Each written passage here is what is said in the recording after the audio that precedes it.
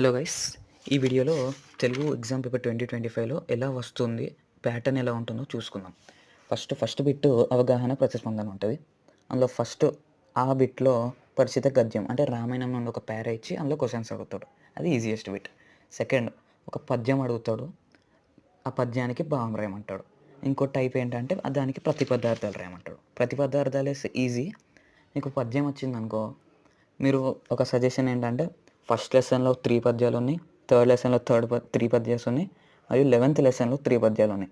ఈ 6 పద్యాలు చదివితే మీకు ఆప్షనల్ తోటి అది 5 మార్క్స్ వచ్చేస్తాయి మీకు. ఎందుకంటే శతక పద్యాలు చాలా ఉన్నాయి, లైక్ 6 ఉన్నాయి, 7 ఉన్నాయి. దాంతో టైం వేస్ట్ చేస్తాడు అందుకు. ఇప్పుడు చాలా తక్కువ టైం ఉంది కాబట్టి ఆ లెసన్స్ ప్రతిపదార్థాలు మరియు పద్యం భావం చూసుకోండి. డన్, పద్యాలు డన్. థర్డ్ దాంట్లో అపరిచిత గద్యం లేదా పద్యం ఇస్తాడు.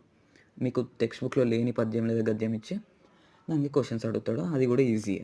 పద్యం వస్తే కొంచెం డిఫికల్ట్ ఉంటుంది. అవి కొంచెం ప్రాక్టీస్ తోటి మరి కొన్ని రిపీటెడ్ కొన్ని క్వశ్చన్స్ చేస్తే మీకు అలవాటు అయిపోతుంది.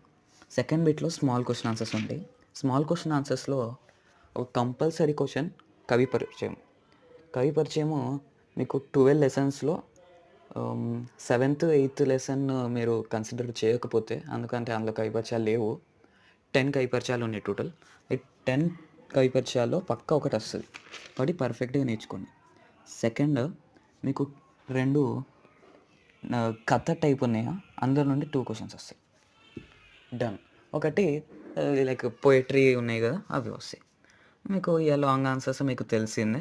లాంగ్ ఆన్సర్స్లో ఎలా వస్తాయి, సారాంశం అడుగుతాడు, లేదా ఆ కథ నుండి ఇంపార్టెంట్ క్వశ్చన్ అడుగుతాడు. డన్. సృజనాత్మక ప్రశ్నలు కొన్ని ఇంపార్టెంట్ ఫార్మాట్స్ చూసుకోండి.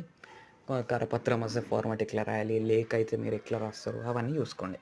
తర్వాత బిట్స్ మీకు తెలిసినాయి, text book back side bits, ఇంకా VGS వర్క్ బుక్లో బ్యాక్ సైడ్ ఉంటాయి.